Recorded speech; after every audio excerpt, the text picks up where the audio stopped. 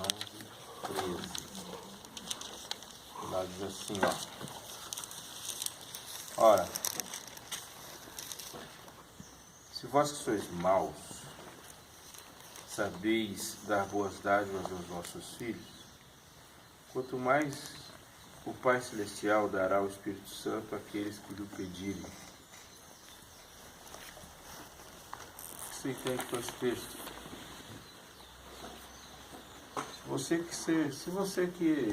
Nós que temos essa natureza caída, pecaminosa, egoísta, quando o filho da gente pede alguma coisa, a gente dá. O Espírito Santo, o Deus que esteve sempre à disposição, quanto mais o vosso Pai Celestial dará o Espírito Santo àqueles que lhe pedirem. Vou recordar algumas coisas. Primeiro é que vida, na concepção bíblica, vida completa, vida em abundância, é uma vida no Espírito. Isso é vida. Jesus fala assim, eu vim para que tenham vida, e a tenham em abundância. Ele está dizendo que ele virá e ele vai conceder o Espírito Santo. A vida, ela tem origem no Espírito Santo. Quando Deus fez o homem, o ato de prover vida para o ser humano foi soprou. Deus tirou algo de si e colocou naquele homem. Tirou de dentro, soprou e colocou ali. Jó, falando desse texto, ou falando desse episódio, fala que o Espírito de Deus me fez, é o sopro do Todo-Poderoso que me dá vida. Jesus, ao conceder o Espírito Santo aos seus discípulos, o texto de João fala que ele soprou-lhes o Espírito. Final de todas as coisas, quando Jesus vier para ressuscitar os salvos, ele vai fazer como? No soar da última trombeta. O sopro do Espírito é o agente provedor de vida em toda a vida. Em toda a vida. Quando Jesus nasce, ele nasce miraculosamente, ele nasce do Espírito, e a vida de Cristo na terra era uma ação direta do Espírito Santo. Mas ele também nos lembra que uma vida no Espírito é só vida, ela só pode ser considerada vida por ser uma vida plena. E o desejo por essa vida plena, ele tem alguns passos. Ele fala que a gente vai ter uma vida plena, onde Cristo reine totalmente, a gente tem a vida de Cristo em nós, menos nós e mais Ele, primeiro com arrependimento, segundo com uma crença radical, profunda na tua palavra. Quando ele fala de crer, ele fala de crer no quê? Crer no amor de Cristo, crer na graça de Cristo. Que Cristo não abençoa uma vida desobediente. Isso não acontece com uma vida desobediente. Mas tem algumas coisas nesse texto que são importantes, importantíssimas. Ele fala assim, você quer? Peça. Você já pediu? Nós estamos no mínimo há 25 anos querendo te pedir, Senhor, teu poder, teu poder. Volte a alguns versículos e quero chamar você a ler a partir do versículo 1 do capítulo 11. E olha que detalhe importante desse texto. 11:1 diz assim, de uma feita estava Jesus orando em certo lugar. Quando terminou, um dos seus discípulos lhe pediu, Senhor, ensina-nos a orar como também João ensinou aos seus discípulos. Essa é a primeira vez que eles fazem isso, né? Senhor, ensina-nos a orar. Pergunta, por que os discípulos chegam para Jesus a essa altura da vida, e eu estou falando de adultos, falam assim, a gente não sabe orar. Você sentiu isso alguma vez? Muita gente já chegou para mim e falou assim, eu não sei orar. Já sentiu? Mas eu não sei como orar. E a gente tem algumas coisas em relação à oração, né? Eu lembro que quando eu trabalhava em Sorocaba, um aluno ligou para mim, que ele estava comportando, e falou, professor, ore por mim. Ora, alguma razão especial? Eu estou sentindo que Satanás está trabalhando. Cara, falando que ele não esteve. Preguiçoso ele não é. É que eu oro e eu sinto que a minha oração não passa do teto. Cara, vamos orar lá fora.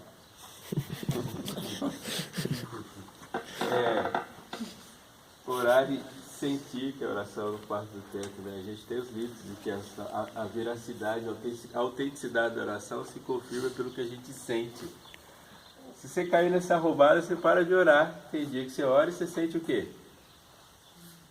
Nada.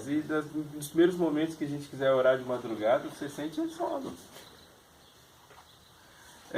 Eu não vou orar em voz alta. Porque se eu orar em voz alta, o diabo escuta. Eu posso falar um negócio pra você? Primeiro, sim, coisa nossa aqui. O diabo não é onipresente. Você já acreditou nesse negócio? Ele não consegue estudar a oração de todo mundo. Mas tem uma outra coisa. Satanás não suporta oração. É como citronela para pernilongo. Assim que você começa a oração, você é tão irritante, ele some de perto, não dá para ele ficar escutando orações. Você dobrou o joelho com o coração quando ele começou a falar. Agora que você fala, Pai querido, Senhor, sei lá de qual forma, de que forma foi que o Senhor mais oração, ele já desaparece, não tem como escutar a oração. Aliás, você olhou a quantidade de vezes que Jesus orava em voz alta na Bíblia? Sim. Por que os discípulos falam assim, Senhor, ensina-nos a orar? Porque eles escutaram essa oração. Jesus orava muito em voz alta. Muito, muito, muito. Aqui cá para nós. Eu posso estar falando aqui, e até eu terminar de falar, você perdeu sua concentração várias vezes. Se você vier aqui no púlpito, eu posso fazer um sermão aqui de 1 hora, e eu não perder minha concentração nenhuma vez, você umas 3, 4 vezes. Isso é normal. Por que você perde a concentração e quem está falando não?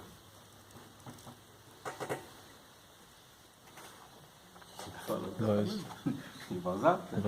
Dobra os joelhos às vezes. E por que Jesus procurava lugares secretos para orar? Para que procurar esse lugar secreto para orar se você vai orar em pensamento? Jesus procurava lugares longínquos secretos para orar porque eu orava em voz alta. Isso não é místico. Simplesmente quando você ora em voz alta você se concentra. Não é místico. Tenta aí. Já aconteceu com você? Você fala, eu vou orar. Aí você dobra os joelhos assim e começa a pensar. 5 minutinhos depois, qualquer barulho faz você lembrar da conta que você tem que pagar. Você não orar mais. Fiquei aplaudindo hoje. O celular vibra e todos nos conectam a alguma coisa quando a gente não dorme. No meio da oração. Quem nunca? Só que tem uma coisa aqui da oração de Jesus que impressiona. A oração de Jesus era atendida. Era atendida. E isso incomoda aqui. Mas ensina-nos a orar. Você está orando, sua oração é atendida. Aí ele recitou, quando orares, dizei, Pai, santificado seja o teu nome, venha o teu reino, o pão nosso cotidiano dado de dia em dia, perdoa os nossos pecados, pois também perdoamos o que nos deve, e não nos deixe cair em tentação. Versão sintética de Lucas. E aí ele continua falando. Disse-lhes ainda Jesus, e olha a temática de Jesus, qual dentre vós, tendo um amigo, e esse lhe for procurar à meia-noite, e lhe disser, amigo, empresta-me 3 pães, pois um amigo meu, chegando de viagem, procurou-me, eu nada tenho que lhe oferecer. E outro lhe responde lá de dentro, dizendo, não me importunes, a porta já está fechada, e os meus filhos comigo também já estão deitados, não posso levantar-me para te dar. Digo-vos que, se não se levantar para dar para o seu amigo, todavia o fará por causa da importunação, e lhe dará tudo o que tiver necessidade. Por isso vos digo, pedi e dar-se-vos-á, buscai e achareis, batei e abrir-se-vos-á. Portanto, o que pede, recebe, o que busca, encontra, e a quem bate, abrir-se-lhe-á. Ou qual dentre vós é o pai que o filho lhe pedir pão, lhe dará uma pedra, ou se pedir um peixe, lhe dará no lugar uma cobra? Ou se lhe pedir um ovo, lhe dará um escorpião? Pede. 3 detalhes super importantes e um fundamental. Ele está dizendo que essa dádiva é dada a partir de uma oração persistente. Insistente. É claro no texto. Você quer receber uma plenitude do Espírito, a vida do Espírito, você deve orar e orar insistentemente. Insistentemente. Repetidamente. Ele não está dizendo que a gente deve usar repetições nas orações, mas nós vamos orar repetidamente, insistentemente. E não é só aqui que ele vai falar sobre isso na Bíblia toda. Orai sem cessar. Ore, continua orando. Continue orando, continue orando. Eu dizia para você no domingo que eu estava visitando meu irmão. O meu irmão saiu de casa quando ele tinha 14 anos de idade. Ele é um prodígio musical. Ele entrou no conservatório com 7 anos de idade. O conservatório musical de Tatuí, eu vi minha família depois de lá. Com 8 anos de idade ele tinha pulado 2 séries. No conservatório de Tatuí. Se formou rapidamente um monstro na música. E com 14 anos ele já estava vivendo uma vida financeiramente independente, saiu de casa e da igreja dizendo que Deus não existia e falasse disso para ele, isso era um negócio absurdo. Saiu uma briga, é só briga. Ele saiu com 14, hoje ele tem 44. E eu não me lembro de nenhum dia da minha vida que minha mãe não tenha orado por ele.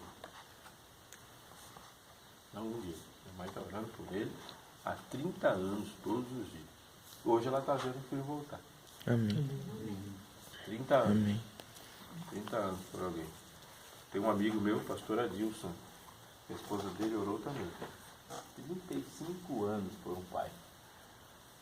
35 anos.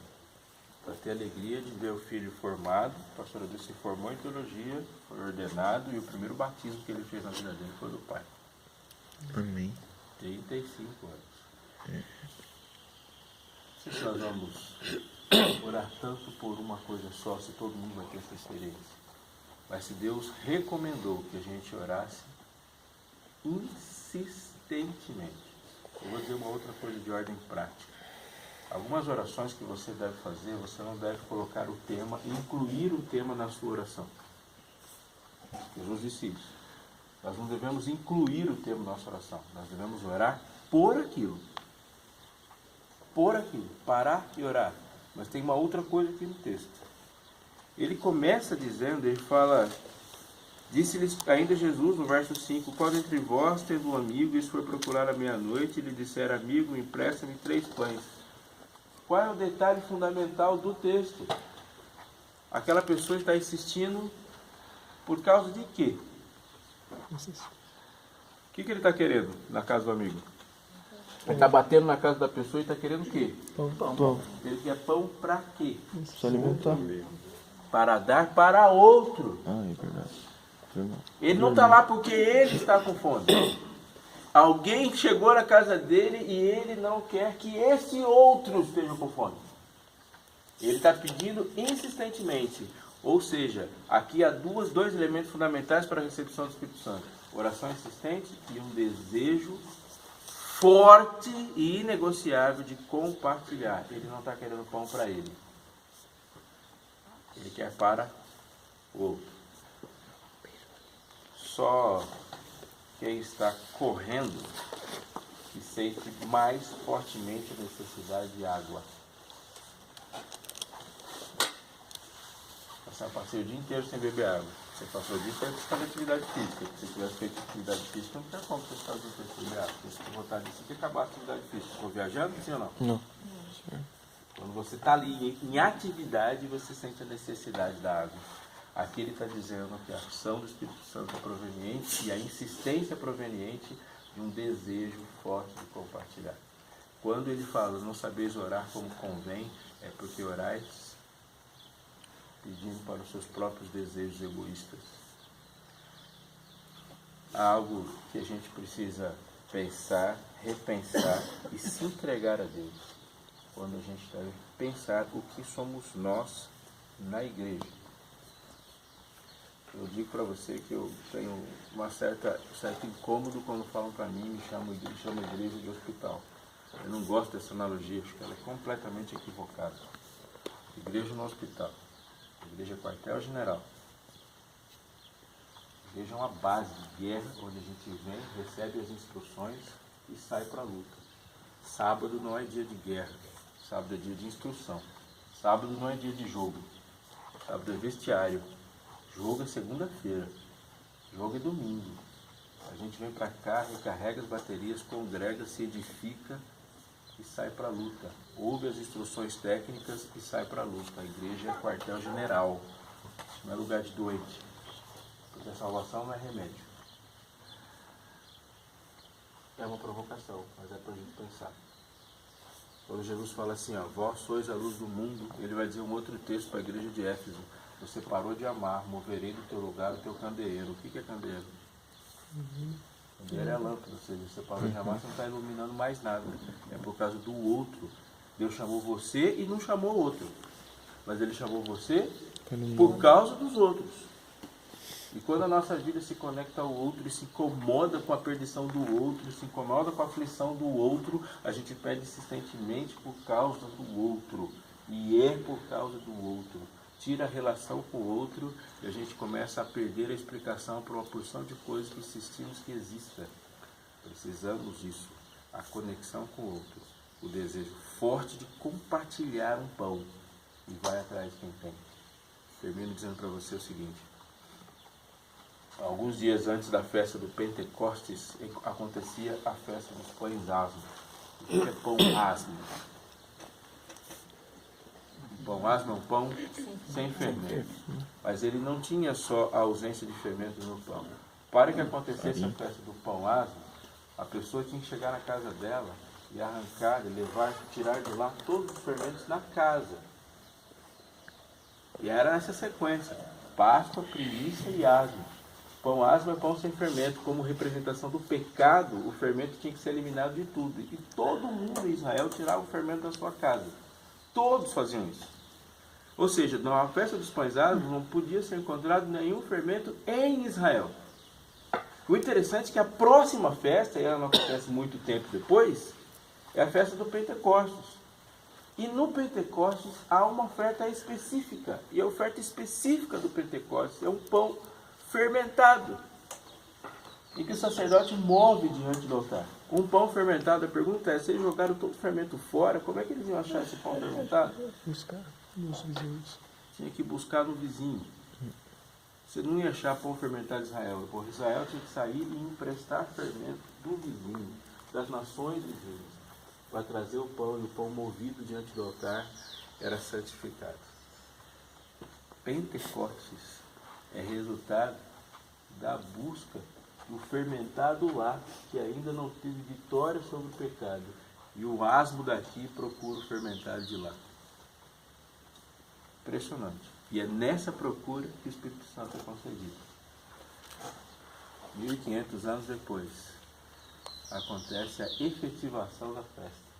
Quando o Espírito Santo é concedido para que o mundo fermentado experimente a vitória sobre o pecado que nós já experimentamos. A minha oração dessa manhã por mim, por você e por nós todos, pela semana, é de que Deus me conceda um exercício de amar. E quando olhar para alguém, pedir para que Deus conceda para você e para mim poder para agir sobre alguém. Para agir sobre alguém. Pedir insistentemente. Você já lidou com uma pessoa viciada em crack? Dá uma sensação absurda de impotência. Absurda. Já lidou com um depressivo crônico? Dá uma sensação absurda de impotência. Já lidou com uma pessoa possessa? Dá uma sensação horrível de impotência. Já lidou com uma pessoa que foi violentada? Dá uma sensação absurda de impotência. Como a gente passa muito tempo lidando com gente parecida com a gente não tem consciência do quanto de poder precisa do pregar o Evangelho. Por isso que a gente precisa pedir poder insistentemente. Eu quero pedir agora para que Deus nos conceda essa convicção de que sem Ele não vai rolar. E que a gente conceda. Peça, peça, peça, peça, peça. E peça para dar. Posso orar no seu lugar? Você fica em pé?